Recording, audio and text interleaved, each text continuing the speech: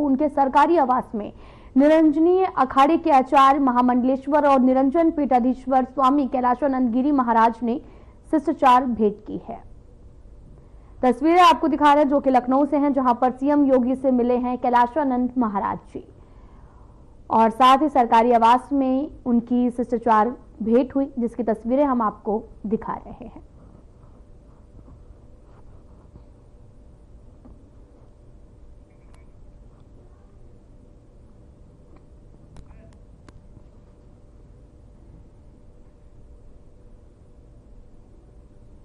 प्रधानमंत्री नरेंद्र मोदी ने एमएसएमई क्षेत्र पर बजट के बाद में वेबिनार को संबोधित किया। उन्होंने कहा कि हमने आत्मनिर्भर भारत के विजन को आगे बढ़ाया है और सुधार की अपनी गति को और तेज किया है। हमारे प्रयासों से अर्थव्यवस्था पर कोविड का प्रभाव कम हुआ है। इससे भारत को तेज गति से बढ़ने वाली अर्थव्यवस्था बनाने में मदद मिली है। के मेरे सभी साथियों, फाइनेंस और इकोनॉमिक एक्सपर्ट्स, स्टेक होल्डर्स, देवी और सज्जनों, मैन्युफैक्चरिंग और एक्सपोर्ट पर यह बजट वेबिनार हर दृष्टि से बहुत ही महत्वपूर्ण है। आप जानते हैं, यह बजट हमारी सरकार के तीसरे कार्यकाल का पहला पूर्ण बजट था। इस बजट की सबसे खास बात रही अपेक्षाओं से अधिक डिलीवरी। कई सेक्टर्स ऐसे हैं जहां एक्सपर्ट्स ने भी जितनी अपेक्षाएं की थी उससे बड़े कदम सरकार ने उठाए और आपने बजट में देखा है। मैन्युफैक्चरिंग और एक्सपोर्ट को लेकर भी बजट में महत्वपूर्ण फैसले किए गए हैं। साथियों, आज देश एक दशक से भी ज्यादा समय से सरकार की नीतियों में इतनी कंसिस्टेंसी देख रहा है। बीते 10 वर्षों में भारत ने लगातार रिफॉर्म्स, फाइनेंशियल डिसिप्लिन, ट्रांसपेरेंसी और इंक्लूसिव ग्रोथ को लेकर अपनी प्रतिबद्धता दिखाई है। कंसिस्टेंसी और रिफॉर्म्स का एश्योरेंस एक ऐसा बदलाव है जिसकी वजह से हमारी इंडस्ट्री के भीतर नया आत्मविश्वास आया है। मैं मैन्युफैक्चरिंग और एक्सपोर्ट से जुड़े प्रत्येक स्टेक होल्डर को ये विश्वास दिलाता हूं कि ये निरंतरता आने वाले वर्षों में ऐसी ही बनी रहेगी। आप मेरे पूरे विश्वास के साथ मैं आपसे आग्रह करता हूं, पूरे आत्मविश्वास से निकल पड़िए, बड़े कदम उठाइए। देश के लिए मैन्युफैक्चरिंग और एक्सपोर्ट ये नए एवेन्यूज हमने ओपन करने चाहिए। आज दुनिया का हर देश भारत के साथ अपनी इकोनॉमिक पार्टनरशिप को मजबूत करना चाहता है। हमारे मैन्युफैक्चरिंग सेक्टर्स को इस पार्टनरशिप का ज्यादा से ज्यादा लाभ उठाने के लिए आगे आना चाहिए। साथियों, किसी भी देश में विकास के लिए स्टेबल पॉलिसी और बेहतर बिजनेस एनवायरनमेंट बहुत जरूरी है। इसलिए कुछ वर्ष पहले हम जन विश्वास एक्ट लेकर आए। हमने कंप्लायंसेस को कम करने का प्रयास किया। केंद्र और राज्य स्तर पर 40,000 से ज्यादा कंप्लायंसेस खत्म किए गए। इससे ईज ऑफ डूइंग बिजनेस को बढ़ावा मिला और हमारी सरकार ये मानती है कि एक्सरसाइज निरंतर चलती रहनी चाहिए। इसलिए हम सिंप्लीफाइड इनकम टैक्स की व्यवस्था लेकर आए। हम जन विश्वास 2.0 बिल पर काम कर रहे हैं।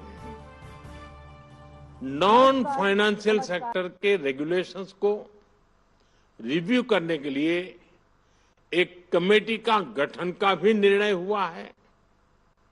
हमारा प्रयास है कि इन्हें मॉडर्न, फ्लेक्सिबल, पीपल फ्रेंडली और ट्रस्ट बेस्ड बनाया जा सके।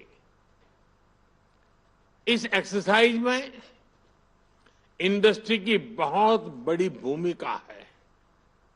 आप अपने अनुभवों से उन समस्याओं की पहचान कर सकते हैं जिनके समाधान में ज्यादा समय लगता है। आप प्रोसेसेस को और ज्यादा सरल बनाने के सुझाव दे सकते हैं। इतना ही, हमारे साथ बने रहिए। आप गाइड कर सकते हैं कि कहां पर टेक्नोलॉजी का उपयोग करके हम जल्दी और बेहतर परिणाम हासिल कर सकते हैं। साथियों, आज दुनिया राजनीतिक अनिश्चितता के दौर से गुजर रही है। पूरी दुनिया भारत को एक ग्रोथ सेंटर के तौर पर देख रही है। कोविड संकट के दौरान जब ग्लोबल इकोनॉमी में मंदी आई, तब भारत ने ग्लोबल ग्रोथ को रफ्तार दी। ये ऐसे ही नहीं हो गया। हमने आत्मनिर्भर भारत के विजन को आगे बढ़ाया और रिफॉर्म्स की अपनी गति को और तेज किया। हमारे प्रयासों से इकोनॉमी पर कोविड का प्रभाव कम हुआ। इससे भारत को तेज गति से बढ़ने वाली अर्थव्यवस्था बनाने में मदद मिली। आज भी भारत ग्लोबल इकोनॉमी के लिए एक ग्रोथ इंजन बना हुआ है। यानी भारत मुश्किल से मुश्किल हालातों में अपने रेजिलियंस को साबित कर चुका है।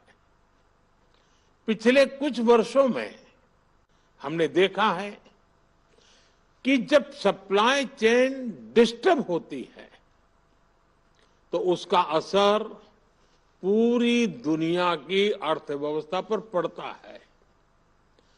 दुनिया को आज ऐसे भरोसेमंद पार्टनर की जरूरत है जहां से हाई क्वालिटी प्रोडक्ट्स निकले और सप्लाई रिलायबल हो। हमारा देश ये करने में सक्षम है। आप सब सामर्थ्यवान है। ये हमारे लिए बहुत बड़ा मौका है, बहुत बड़ी अपॉर्चुनिटी है। मैं चाहता हूं विश्व की इन अपेक्षाओं को हमारी इंडस्ट्री एक स्पेक्टेटर की तरह न देखे। हम दर्शक बनकर के नहीं रह सकते हैं। आपको इसमें अपनी भूमिका तलाशनी होगी।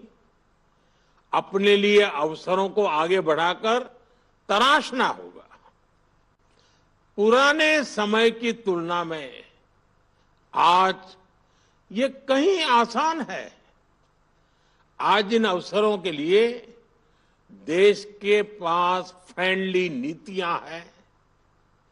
आज सरकार इंडस्ट्री के साथ कंधे से कंधा मिलाकर खड़ी है।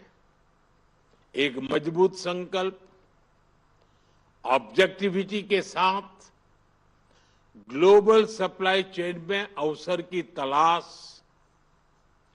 चैलेंज को एक्सेप्ट करना, इस तरह हर इंडस्ट्री एक एक कदम आगे बढ़े तो हम कई मील आगे निकल सकते हैं।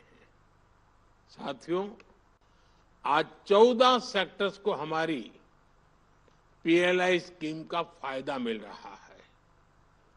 इस योजना के तहत 750 से ज्यादा यूनिट्स को मंजूरी दी गई है। इससे 1.5 लाख करोड़ रुपए से ज्यादा का इन्वेस्टमेंट आया है।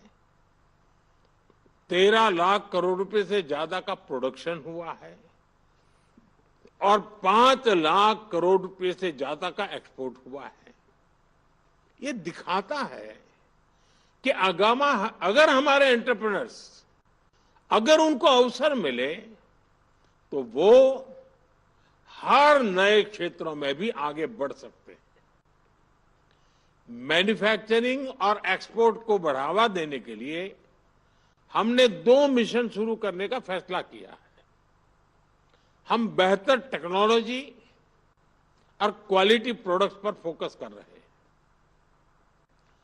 और लागत कम करने के लिए स्किलिंग पर जोर दे रहे हैं। मैं चाहूंगा कि यहां मौजूद सभी स्टेक होल्डर्स ऐसे नए प्रोडक्ट्स की पहचान करें जिनकी वर्ल्ड में डिमांड है, जिनकी मैन्युफैक्चरिंग हम कर सकते हैं। फिर हम उन देशों तक एक स्ट्रेटेजी के साथ आज जाएं जहां एक्सपोर्ट की संभावनाएं हैं। साथियों, भारत की मैन्युफैक्चरिंग यात्रा में R&D का अहम योगदान है। इसे और आगे बढ़ाने और गति देने की आवश्यकता है। R&D के द्वारा हम इनोवेटिव प्रोडक्ट्स पर फोकस कर सकते हैं, साथ ही प्रोडक्ट्स में वैल्यू एडिशन कर सकते हैं। हमारी टॉय, फुटवेयर और लेदर इंडस्ट्री के सामर्थ्य को दुनिया जानती है। हम अपने ट्रेडिशनल क्राफ्ट के साथ मॉडर्न टेक्नोलॉजीज को जोड़कर बड़ी सफलता हासिल कर सकते हैं। इन सेक्टर्स में हम ग्लोबल चैंपियन बन सकते हैं और हमारा एक्सपोर्ट कई गुना बढ़ सकता है। इससे इन लेबर इंटेंस सेक्टर में रोजगार के लाखों अवसर तैयार होंगे और एंटरप्रेन्योरशिप को बढ़ावा मिलेगा। पीएम विश्वकर्मा योजना के द्वारा पारंपरिक हस्तशिल्पियों को एंड टू एंड सपोर्ट मिल रहा है। हमें ऐसे कारीगरों को नए अवसरों से जोड़ने के प्रयास करने होंगे। इन सेक्टर्स में अनेक संभावनाएं छिपी हुई है। उसे विस्तार देने के लिए आप सभी को आगे आना ही चाहिए। साथियों, भारत के मैन्युफैक्चरिंग की, हमारी इंडस्ट्रियल ग्रोथ की बैकबोन हमारे एमएसएमई सेक्टर है। 2020 में हमने एमएसएमई की डेफिनेशन को रिवाइज करने का बड़ा फैसला लिया था। ऐसा 14 साल बाद किया गया। हमारे इस फैसले से एमएसएमई का ये डर खत्म हुआ कि अगर वो आगे बढ़ेंगे तो सरकार से मिलने वाले लाभ बंद हो जाएंगे। आज देश में एमएसएमई की संख्या बढ़कर 6 करोड़ से ज्यादा हो गई है। इससे करोड़ों लोगों को रोजगार के अवसर मिले हैं। इस बजट में हमने एमएसएमई की डेफिनेशन को फिर विस्तार किया है ताकि हमारे एमएसएमई को निरंतर आगे बढ़ते रहने का कॉन्फिडेंस मिले। इससे युवाओं के लिए और ज्यादा रोजगार के अवसर तैयार होंगे। हमारे एमएसएमई के सामने सबसे बड़ी समस्या ये थी कि इन्हें लोन आसानी से नहीं मिलता था।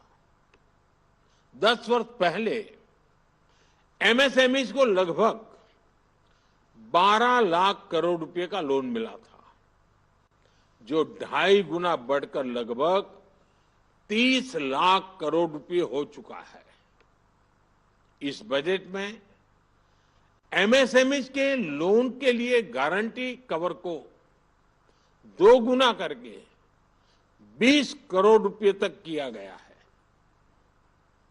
वर्किंग कैपिटल की जरूरतों के लिए 5 लाख रुपए की सीमा वाले कस्टमाइज क्रेडिट कार्ड दिए जाएंगे। साथियों, हमने लोन पाने की सुविधा दी, साथ ही एक नए तरह के लोन की व्यवस्था तैयार की। लोगों को बिना गारंटी लोन मिलने लगा, जिसके बारे में उन्होंने कभी सोचा भी नहीं था। पिछले 10 वर्षों में मुद्रा जैसी बिना गारंटी लोन देने वाली योजनाओं से भी लघु उद्योगों को मदद मिली है। ट्रेड्स पोर्टल के द्वारा लोन से जुड़ी कई समस्याओं का भी समाधान हो रहा है। साथियों, अब हमें क्रेडिट डिलीवरी के लिए नए मोड विकसित करने होंगे। हमारा प्रयास होना चाहिए कि हर एमएसएमई की पहुंच लो कॉस्ट और टाइमली क्रेडिट तक हो सके। महिला, एससी और एसटी समुदाय के 5 लाख फर्स्ट टाइम एंटरप्रेन्योर्स को 2 करोड़ रुपए को उसका लोन दिया जाएगा। फर्स्ट टाइम एंटरप्रेन्योर्स को सिर्फ क्रेडिट सपोर्ट ही नहीं चाहिए, बल्कि उसे गाइडेंस की भी जरूरत होती है। मैं समझता हूं इंडस्ट्री को ऐसे लोगों की मदद करने के लिए एक मेंटरशिप प्रोग्राम बनाना चाहिए। साथियों, निवेश को बढ़ाने के लिए राज्यों की भूमिका बहुत अहम है। इस वेबिनार में राज्य सरकारों के अधिकारी भी मौजूद है। राज्य ईज ऑफ डूइंग बिजनेस का जितना बढ़ावा देंगे, उतनी ज्यादा संख्या में निवेशक उनके पास आएंगे। इसका सबसे ज्यादा फायदा आपके ही राज्य को होगा। राज्यों के बीच ये कंपटीशन होना चाहिए, कौन इस बजट का ज्यादा से ज्यादा फायदा उठा पाता है। जो राज्य प्रोग्रेसिव पॉलिसीज के साथ आगे आएंगे, कंपनियां उनके यहां निवेश करने पहुंचेगी। साथियों, मुझे विश्वास है कि आप सभी इन विषयों पर गंभीरता से विचार कर रहे होंगे। इस वेबिनार से हमें एक्शनेबल सॉल्यूशंस तय करने हैं। पॉलिसी, स्कीम और गाइडलाइन तैयार करने में आपका सहयोग महत्वपूर्ण है। इससे बजट के बाद इंप्लीमेंटेशन स्ट्रेटेजीज बनाने में मदद मिलेगी। मुझे विश्वास है कि आपका योगदान बहुत उपयोगी सिद्ध होगा। आज दिन भर की चर्चा से जिस मंथन से अमृत निकलेगा, वो जिन सपनों को लेकर के हम जा रहे हैं, उन सपनों को पूरा करने का सामर्थ्य देगा। इसी अपेक्षा के साथ आप सबका बहुत। विदेश मंत्री एस जयशंकर 6 दिनों के लिए ब्रिटेन और आयरलैंड के दौरे पर रहेंगे। जयशंकर इन 2 यूरोपीय देशों की यात्रा पर तब होंगे जब लंदन कूटनीतिक गतिविधियों के केंद्र में और यूक्रेन के राष्ट्रपति व्लादिमीर जेलेंस्की और साथ ही राष्ट्रपति डोनाल्ड ट्रंप के सार्वजनिक तौर पर बहस होने के बाद में रविवार को लंदन में आपको बता दें कि यूरोपीय देशों की महत्वपूर्ण बैठक हुई है और जयशंकर की लंदन में होने वाली आधिकारिक मुलाकातों में भारत और ब्रिटेन के द्विपक्षीय रिश्तों के अलावा जो है वो यूक्रेन देश की स्थिति और मौजूदा वैश्विक हालात पर चर्चा होगी। विदेश मंत्रालय की तरफ से बताया गया कि जयशंकर की इस यात्रा के दौरान ब्रिटेन भारत के रक्षा और कारोबारी संबंधों पर खास तौर पर विमर्श होगा।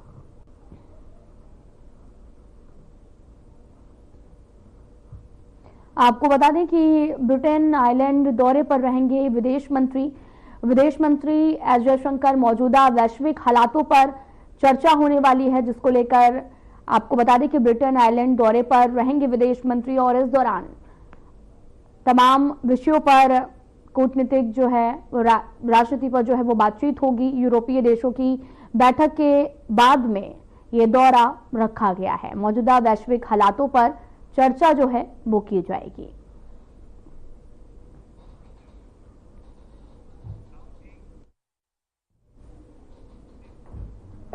आपको बताते चलें कि बांस रोपड़ अभियान का शुभारंभ करने पहुंचे दिल्ली सीएम रेखा गुप्ता ने बलसवा लैंडफिल साइट पर एक नई शुरुआत की है। जहां पर कभी कूड़े के पहाड़ थे, वहां पर अब हरियाली की नींव रखी गई है। इस दौरान उन्होंने कहा कि डबल इंजन सरकार ने एक और वादा पूरा करते हुए जो है वो बांस रोपड़ अभियान की शुरुआत की, जिसमें माननीय उपराज्यपाल दिल्ली के एलजी सक्सेना जो है वो उत्तर पश्चिमी दिल्ली के सांसद योगेंद्र चंदोलिया के साथ में इस अभियान का शुभ आरंभ करते हुए गर्व महसूस हो रहा है उन्हें। और साथ ही इस पहल के तहत में अब तक 2000 बांस के पौधे भी यहां पर लगाए जा चुके हैं और अगले 1.5 महीने में 54,000 और लगाए जाएंगे। आपको बताते चलें कि लैंडफिल साइट्स पर यह दौरा रहा, जहां पर दिल्ली सीएम ने एक अभियान की शुरुआत की है, जहां पर बांस के जो पौधे हैं वहां पर लगाए गए हैं। 2000 बांस के पौधे लगाए गए हैं, जिस दौरान कूड़े की जगह हरियाली को प्रोत्साहित किया जा रहा है। जहां पर आपको तस्वीरें भी दिखा रहे हैं, जहां पर बांस रोपड़ अभियान की शुरुआत भी की गई है और इस दौरान दिल्ली के सीएम ने इस अभियान की शुरुआत की है। और इस दौरान आपको यह भी बता दें कि उपराज्यपाल वीके सक्सेना भी साथ में मौजूद हैं। 2000 बांस के पौधे अभी तक लगाए गए हैं और साथ ही ये भी कहा जा रहा है कि और भी ज्यादा जो पौधे हैं वो जल्द से जल्द लगाए जाएंगे और जिससे भलसवा लैंडफिल साइट जो है उस पे हरियाली ही हरियाली नजर आएगी और लगातार वेस्ट मटेरियल हटाया जा रहा है। अब ये दिल्ली के सीएम ने एक नए अभियान की शुरुआत की है। इस दौरान एलजी वीके सक्सेना भी मौके पर मौजूद रहे हैं।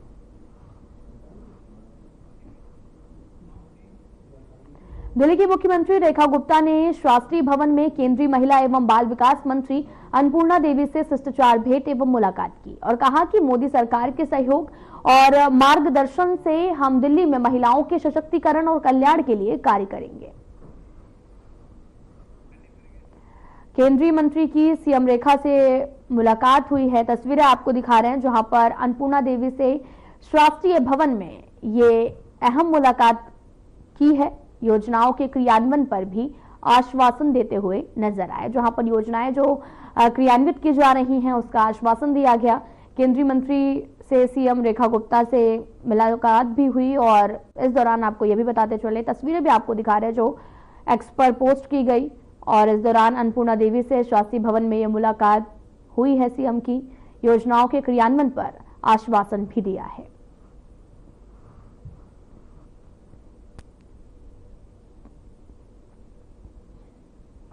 आपको तस्वीरें दिखा रहे हैं जहां पर उनकी मुलाकात हुई है। केंद्रीय मंत्री की सीएम रेखा गुप्ता से यह मुलाकात काफी अहम मानी गई, जहां पर कई क्रियान्वयन होने वाली योजनाएं जो हैं उन पर बातचीत हुई है। केंद्रीय मंत्री ने मुलाकात की है सीएम से और ये तस्वीरें एक्स पर पोस्ट की गई हैं।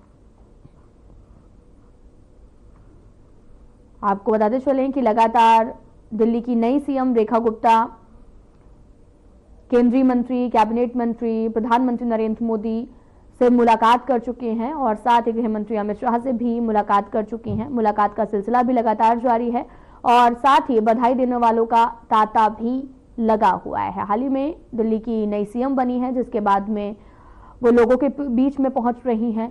साथ ही अभी हाल ही में वो मंदिर में दर्शन करने के लिए भी पहुंची थी।